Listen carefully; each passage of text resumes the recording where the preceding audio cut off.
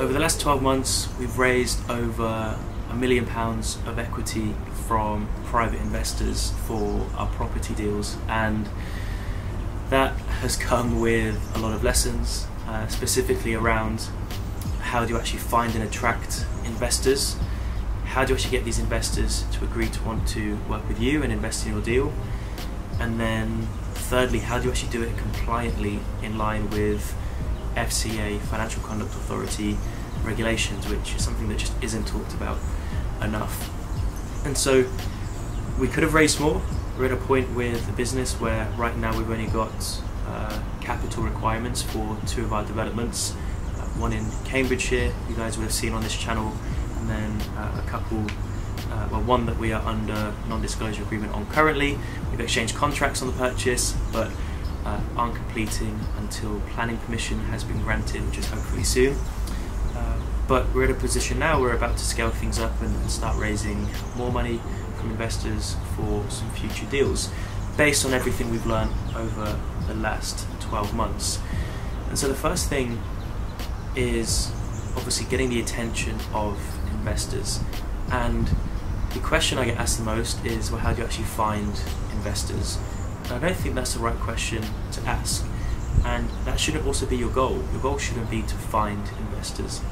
There are places you go and find investors. You can go to networking events, you can do outreach on LinkedIn or social media, but the better question to ask, and what I believe the ultimate goal should be, is how to actually attract investors. How do I get investors that want to come to me as almost like warm leads when they're approaching me and they want to get involved in what we're doing?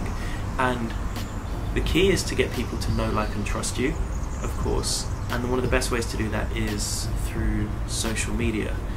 The investors we've worked with have all come from social media. None of them we actually met prior to them committing to invest in us, but they were happy to invest in our deals because of the content they've seen of us online. They've seen my videos, they've seen my business partner Rosie's videos. There was a know, like and trust element there. And we're very fortunate that we live in a generation these days, for those of you that are building your property business, the advantage we have over the generation before us, even just 20 years ago, is they didn't have social media. There wasn't the distribution of information and content available that we have now. And right now I can shoot this video, I can pull up another video, I can talk about a particular topic, I can add some value, I can spread a valuable message, and people all around the world can watch it an infinite number of times, and it's content that's working for me 24/7. I'm a big fan of, amongst some of my friends are as well, of Naval Ravikant, and you'll see in some of his interviews, but also in his famous Twitter storm, he talks about leverage. And leverage is multiple things. Leverage is, of course, there's capital leverage, there's labour leverage, and one of the other things is code and media. Code and media is one of the greatest forms of leveraged work in today's generation, because, like I said, you can create a piece of content that works for you 24/7 that people can watch anywhere at any time, and people can know, like and trust you, and they can get to know you and know who you are just by watching your content. And think about it online, and sort of people that you follow, or any celebrities, you know, there is a relationship there that you have with them, and it's very difficult for the brain. In fact, the brain doesn't even differentiate when you're spending time with someone watching, consuming their content online versus spending time with someone in person.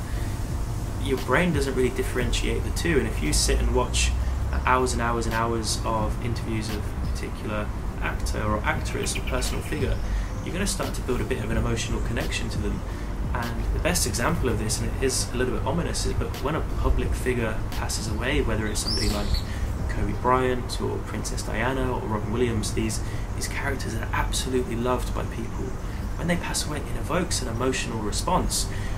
However, most people have had this emotional response at their passing have never spent time, spoken, or even met with these people in the physical realm. And so it's just a really good example of how spending time with people online and having people consume your content does create an emotional connection to people. And so the number one goal of anyone looking to attract investors is to start documenting your journey on social media and sharing value with the world.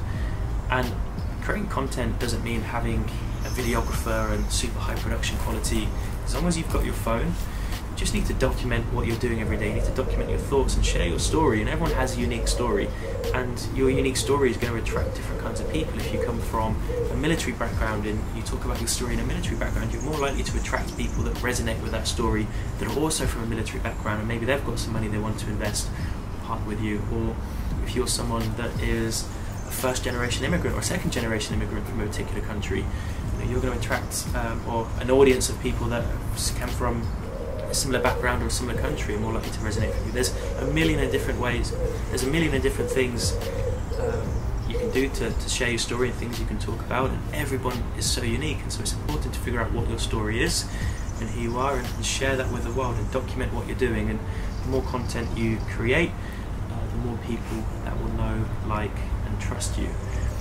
The second thing is, how do you actually get investors to agree to work with you? Because if you're creating content online and you're building a personal brand which is going to attract all of this opportunity, that's great. It's going to generate inbound warm leads of people that want to do business with you.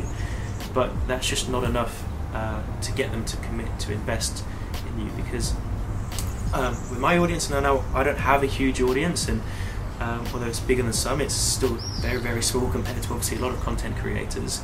You just need an engaged audience, and just on that, there's a lot of people that when I talk about this will always say to me, yeah, but I've only got 50 friends on Facebook, or I've only got 100 followers on Instagram. You don't need much, but you just need highly engaged people. So yeah, you can get people to know who you are, know, like and trust you, but if you want people to invest in your deal, it's a totally different thing. So like I say, I could put out a promotion for an investment opportunity and say, hey, I've got this deal, if anybody wants to invest, and I could generate loads of these, like yeah, I'd be looking to invest in your deal, what's the deal? But then if it's a poor deal that I present to them where the numbers don't really stack up, or it's a bit too risky, or the returns I'm offering aren't favourable, then investors aren't going to want to agree to work with me. So point being is, if you want to get investors to agree to actually work with you once you've got their attention, there's a couple of things you need to bear in mind. The first thing, and the founding principle, is find great deals, because when you find great deals, the money finds you. It's a bit of an age-old saying in property, but it's absolutely true.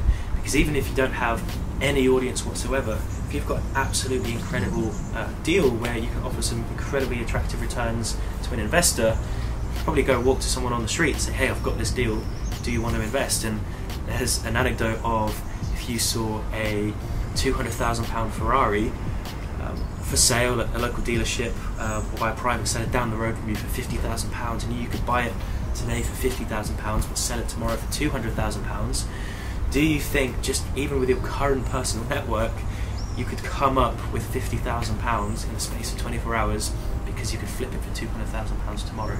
Hopefully the answer is yes, and if you said yes, great, because one of the most important skills of a property entrepreneur is the ability to be resourceful, and in moments like that you do have to be resourceful and try and figure out, okay, who have you got in your personal network, who can you speak to?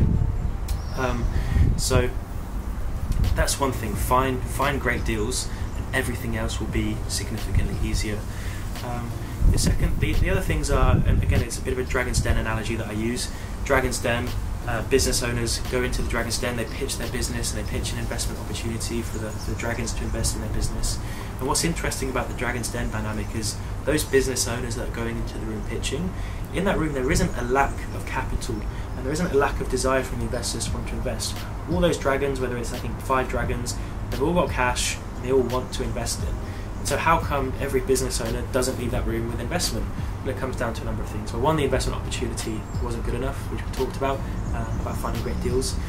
Secondly, it could be the business owner doesn't know the numbers. You know, how many times have you seen someone go in, the dragons have started asking them questions, you know, what's this number, what's your gross profit, what's your lifetime value of the customer, all these metrics, and what was your revenue last year? And the business owner can't answer the questions properly because they don't know the answer. It loses all confidence for the dragons, and then they're like, I'm out, they're not going to invest. Another one is they don't get on with the personality. You know, personality clashes. We've all seen personality clashes in Dragon's Den, where maybe the business owners going in, they're a bit standoffish, they're not really good at building rapport, they're not really good at communicating, and again, they may have an amazing deal, the dragon wants to invest, but the dragon is not just investing in the deal, they're investing in the personality, they're investing in that person. So it's very important you understand sort of how to communicate and work well with people, and that's a skill that you can learn, the ability to communicate with people. So that's what you need to do if you want to invest. So they're the things you need to do if you want to get investors to agree to work with you. Again, the process of pitching to investors and presenting a deal is a bit more of a longer conversation. But if you can just do those two things, build content, build an audience of people that know, like, and trust you, and then find great deals and understand how to actually present that deal to investors, come across well. Thirdly, you need to know how to do it compliantly. And again, this is a 3 or 4 hour training at a minimum, and it's something that we learned a lot about. So rewind to January, February last year, we'd found our Cambridgeshire project where we're building 17 houses, and we knew that the total cost on the site was about £6 million. From the banks we'd get just over around 5. We needed to raise essentially about 1.1 or 1.2 million pounds. The total is that we've raised for that deal. Now, we knew we had a bit of an audience on social media from content we've created in the past. Of course, with Rosie's background and content I've been creating on social media for a very long time, we knew we had an audience of people that we could present this deal to. But I was also aware there was some FCA regulations, and I spent some time training in the past learning about FCA regulations, but never really been something I've needed to learn too much about, because up until recently I didn't really work with investors. If I did, it was simple private loan agreements from family and friends of very small amounts over the years. And we knew if we wanted to raise equity, so if we're getting debt from the banks, we wanted to raise equity, and which is, of course, it's more speculative, there's more FCA regulation. And so I began to seek out the best people in the UK. I wanted to find out, who is it that knows everything about this, because I couldn't find anything online. Even the best property educators, I say the best, even some of the top property educators, but one, they're raising money illegally anyway, and they're operating, well, they're not compliant with FCA regulations, as we've seen some articles pop up recently, and they just don't know what the regulations, and it's not 100% their fault, it's just there is a lack of clarity. It's not something that's widely talked about enough, but it's so important for reputation management that you're operating on the right side of the law, because with investment opportunities expanded over a long-term time horizon, there is always a risk. At some point there is going to be a deal that goes wrong at some point in time, the wrong investor is going to be involved, and they're going to want to file a complaint. And if you've been seen operating illegally and raising funds illegally, promoting investment opportunities illegally, then you can have an infinite fine or a prison sentence. The chances of that happening, are they slim? Maybe, but is it important to do everything you can to uphold your reputation in property? Yes, and you absolutely should. And when you're operating compliantly, when you're putting the steps when you're following the steps in the process to work compliantly, investors have more confidence in you anyway. So it is a win-win, and it's 100% worth doing. So I was a little bit lost. I was like, okay, well, where can I learn about this? And so I started to search far and wide, and I found someone that was an expert in FCA regulations, a gentleman called John Corey. We've got a good relationship now, and I've now invested in actually a business he's recommended me to that provides sort of a compliance solution for property investors and developers to make things a lot easier on the raising funds compliantly side of things. So I reached out to John, I paid them a lot of money for a few hours at the time, and I said, look, I've got this problem. I've got an audience of people that potentially want to invest in us. I've got this deal where we can offer this investment opportunity for people to invest equity, but there's this fence in the middle of compliance, and I don't know how I can prevent this investment opportunity to these investors legally.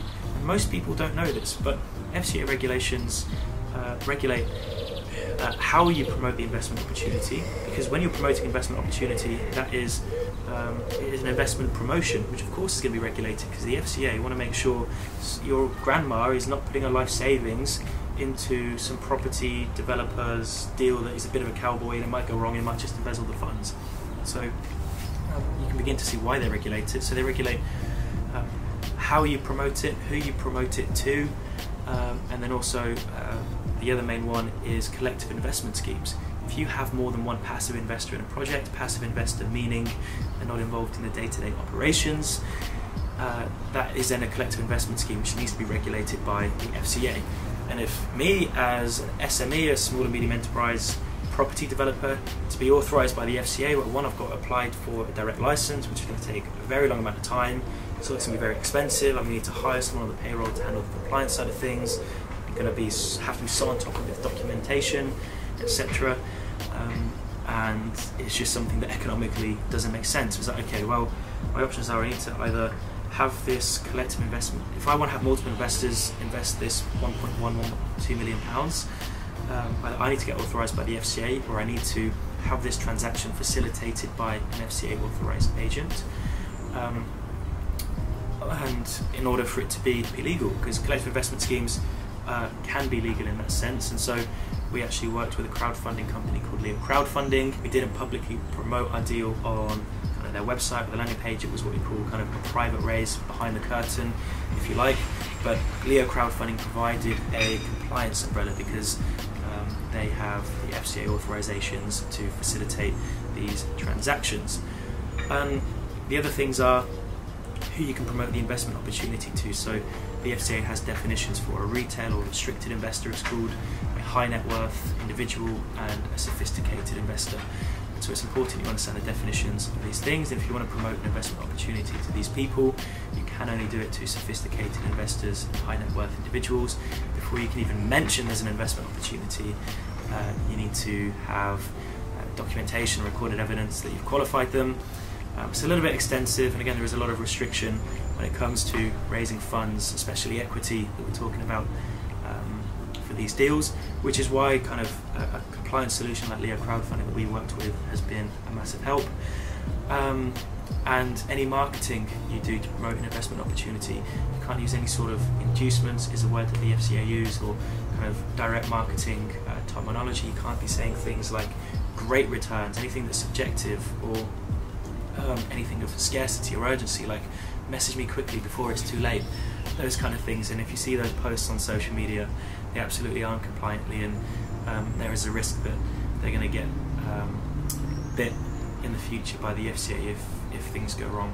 God forbid you're raising money from investors, you're working with investors, nothing goes wrong, but there is always a risk, and you have to be conscious of that. So I encourage or implore everyone looking to raise funds for their property deals to do it compliantly, and do everything they can to manage your reputation, because you only have one name and you live with it forever. And in property, but also in business and in life, reputation is everything. So hopefully you found that video insightful. Plenty more coming. Make sure you subscribe, comment, like. I'll see you on the next one.